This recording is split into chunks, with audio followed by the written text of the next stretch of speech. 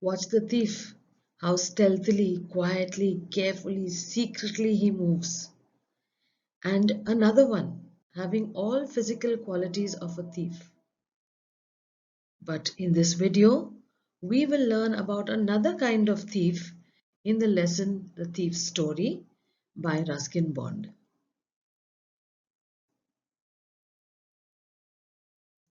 Lesson The Thief's Story.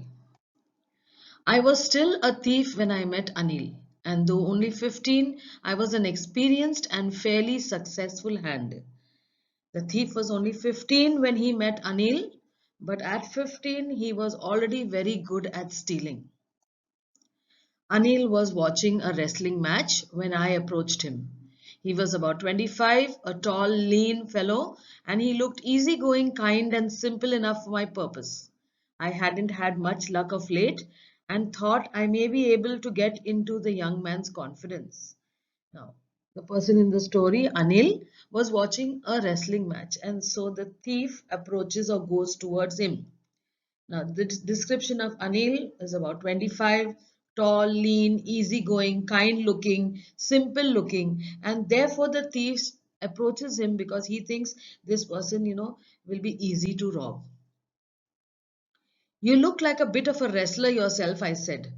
A little flattery helps in making friends. So the thief goes next to Anil and tells him, you yourself look like a bit of a wrestler. He's only flattering him, just praising him, unnecessarily.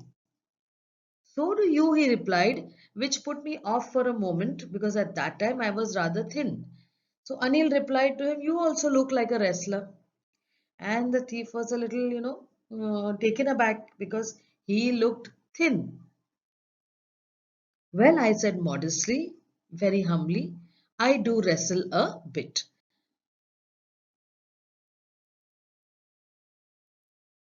What's your name? Hari Singh, I lied. I took a new name every month. That kept me ahead of the police and former employees. So his name at the moment is Hari Singh because he changes his name every month and keeps him ahead of the police. Means, the police is looking for some other person and he has already changed his name.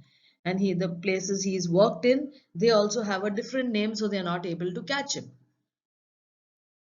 After this introduction, Anil talked about the well-oiled wrestlers who were grunting, lifting, and throwing others about.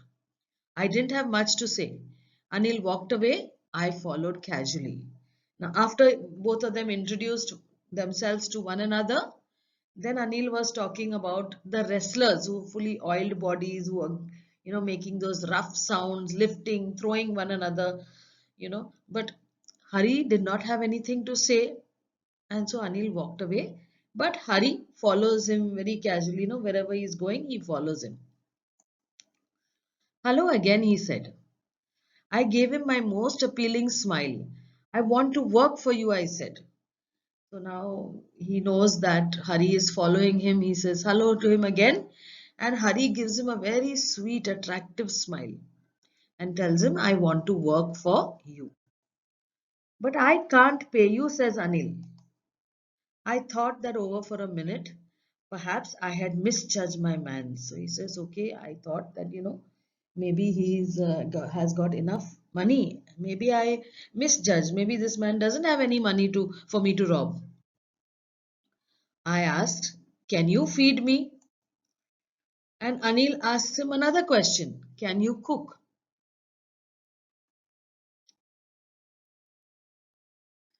I can cook, I lied again. So Hari doesn't only steal, he lies as well.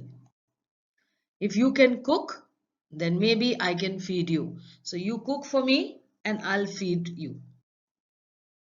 He took me to his room over the Jamna sweet shop and told me I could sleep in the balcony. But the meal I cooked that night must have been terrible because Anil gave it to a stray dog and told me to be off. But I just hung around, smiling in my most appealing way, and he couldn't help laughing. So he's already told him that he can cook. So Anil took him to his room over that Jamna sweet shop and told him, now there's only one room in the house, so therefore you sleep in the balcony. A balcony is an extension to a room in the house. But that night, Hari cooked such a terrible meal because Anil just gave it away to the stray dog and told him, now get lost from here. But Hari just stood there next to Anil and kept on smiling in such a nice way that Anil could not help laughing. Later, he patted me on the head and said, never mind, he'd teach me to cook. He also taught me to write my name and said he would teach me to write whole sentences and to add numbers. I was grateful. I knew once I could write like an educated man, there would be no limit to what I could achieve. So, because he is standing there smiling, all the while, Anil, the bigger person, patted him on his head and said, okay, never mind, I'll teach you to cook. He also taught Hari to write his name and then told him, okay, now I will teach you to write sentences and to add. Now, Hari is very thankful for that because he knew if he was educated, if he could write like an educated man, there would be no limit to the amount of stealing and cheating he could do.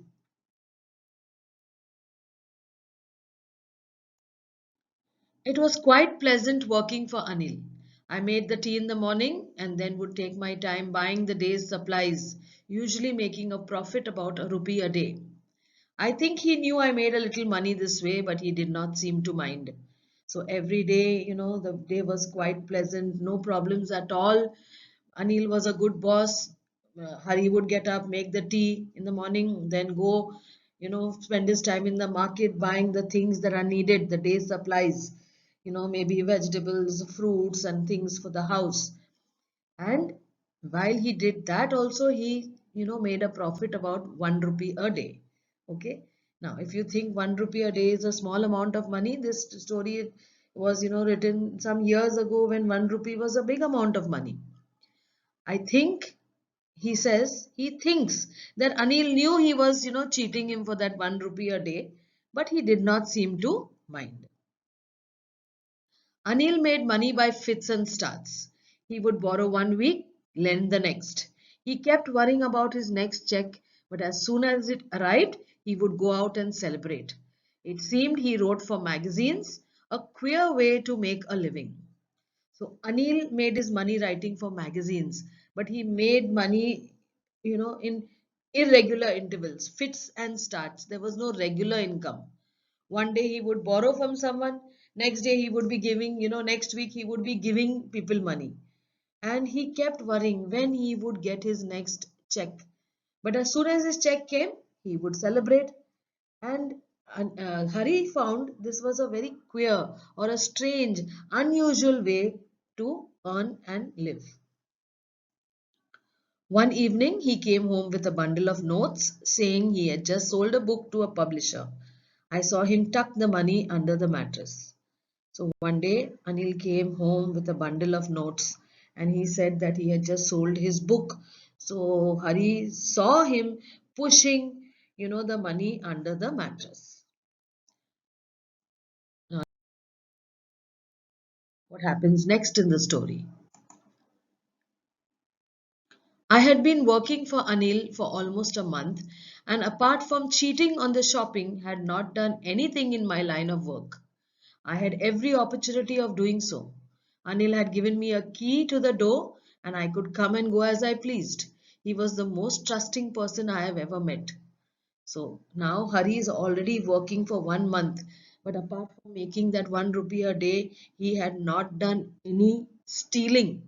Okay, and he had every opportunity because Anil trusted him. Anil gave him the key to his house. So he could have robbed Anil, but he had not done so till now. And that is why it was so difficult to rob him. It's easy to rob a greedy man because he can afford to be robbed. But it's difficult to rob a careless man. Sometimes he doesn't even notice he's been robbed, and that takes all the pleasure out of work. You think, why was it difficult to rob Anil? Because Anil was trusting, so trusting Hari. And Hari says it's easy to rob a greedy man because that greedy man has lot of money, he can afford to be robbed. Okay, but a careless man sometimes doesn't even notice that his money is gone, and then the whole fun of robbing is gone away.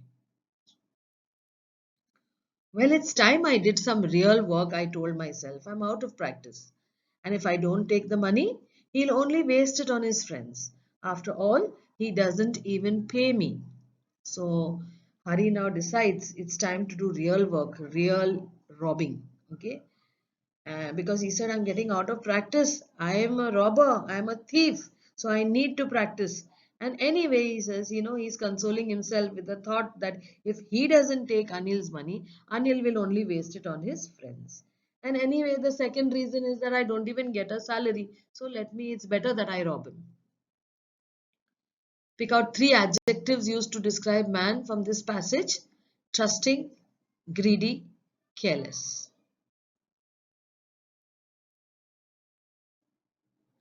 Anil was asleep. A beam of moonlight stepped over the balcony and fell on the bed. I sat up on the floor considering the situation. If I took the money, I could catch the 10:30 express to Lucknow. Slipping out of the blanket, I crept up to the bed. Anil was sleeping peacefully. His face was clear and unlined. Even I had more marks on my face, though mine were mostly scars. So now he sees Anil is asleep. There is a ray of moonlight, which comes over the balcony and fell on the bed. So Hari sits up and he is now considering what is to be done. He says, if I take the money, I can catch the 10:30 train to Lucknow. And therefore, he gets out of his blanket. He creeps very silently to the bed. Anil was fast asleep. His face was so nice and unmarked, no wrinkles, no marks on his face. Hari says even he had more marks on his face, though Hari's marks were because he had scars on his face. My hand slid under the mattress, searching for the notes. When I found them, I drew them out without a sound. Anil sighed in his sleep and turned on his side towards me. I was startled and quickly crawled out of the room. So he puts his hand under the mattress, he searches for the notes, he finds the notes, he takes them out without any sound. Anil is, making a nice sound in his sleep, sighing, turns on his side, towards Hari. Hari got shocked and quickly crawled out of the room, taking the money with him. When I was on the road, I began to run. I had the notes at my waist held there by the string of my pajamas. I slowed down to a walk and counted the notes, 600 rupees in 50s. I could live like an oil-rich Arab for a week or two. So he started running now after stealing, and he put the notes in his, the string of the pajamas. And after a time, he slowed down, took out that money, and counted it. There was 600 rupees in 50 rupee notes.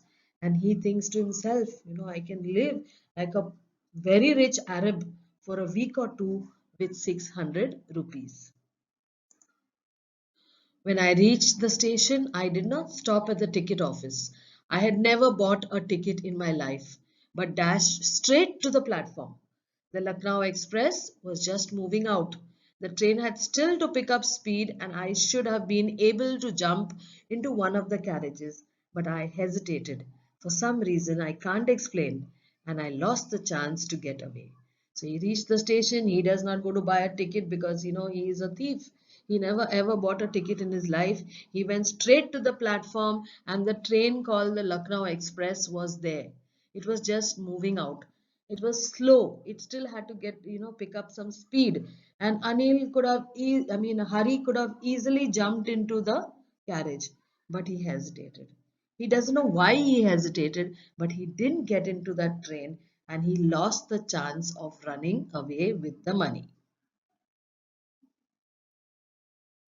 When the train had gone, I found myself standing alone on the deserted platform. I had no idea where to spend the night.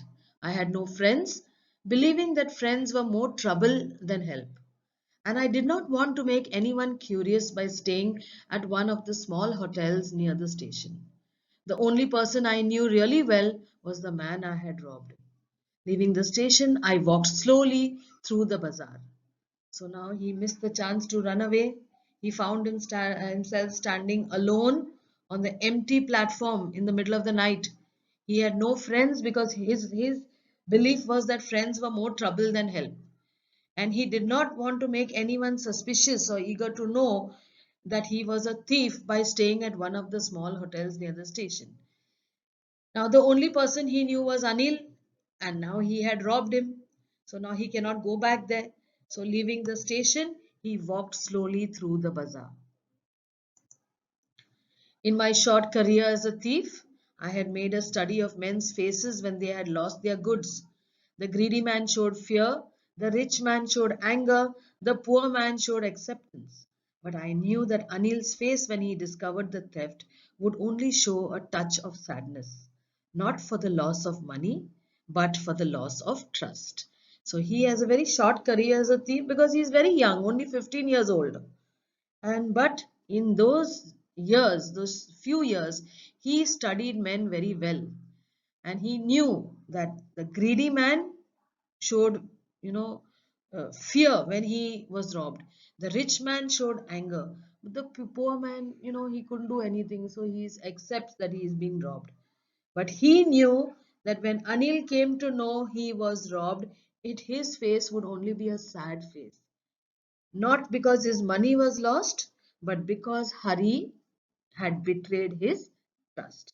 So here I have underlined touch of sadness, loss of trust, which are phrases. And what are phrases? A group of two or more words functioning as a meaningful unit within a sentence. It does not have a subject and a verb. A touch of sadness means to look sad. Loss of trust means it betrayed the trust of somebody.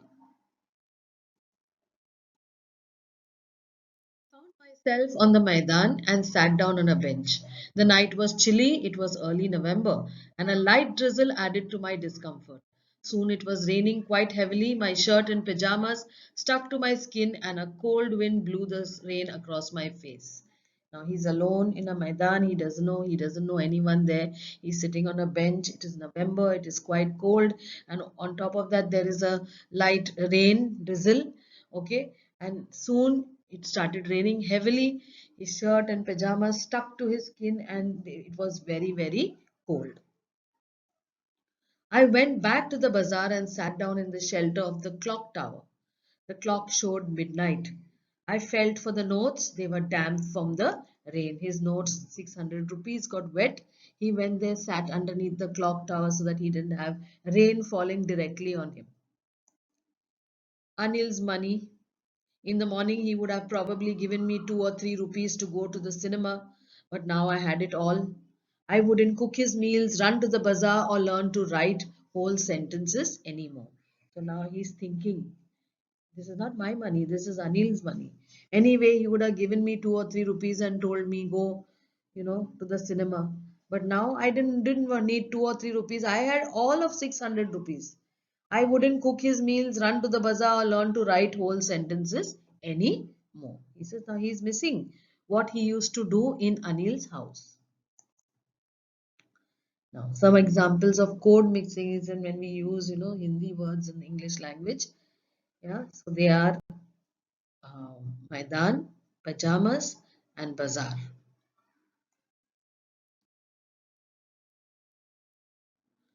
I had forgotten about them in the excitement of the theft.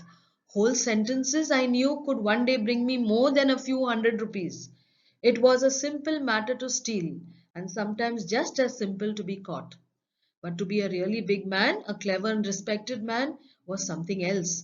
I should go back to Anil, I told myself, if only to learn to read and write. So suddenly he starts thinking, that uh, he was all excited about stealing the money. But now he says, I will not ever be able to learn whole sentences. And he knew that if he knew to read and write well, he could, get more than a few hundred rupees. He said it's very easy to steal and sometimes very simple to get caught. But to be a big man, a clever man, a respected man, you needed to learn to be educated. So he thinks now, I should go back to Anil. I should learn to read and write. I hurried back to the room feeling very nervous, for it is much easier to steal something than to return it undetected. I opened the door quietly, then stood in the doorway in clouded moonlight. Anil was still asleep. I crept to the head of the bed and my hand came up with the notes. So he goes back running to the room, very nervous because it's very easy to take something and run away, but it is more difficult to take that same money and keep it back without getting caught. So he opened the door quietly. He stood in the doorway. There was moonlight there. Anil was still asleep. He very slowly, silently went up to the bed and his hand took out the notes.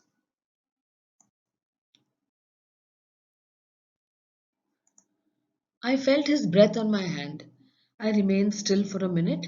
Then my hand found the edge of the mattress and slipped under it with the notes.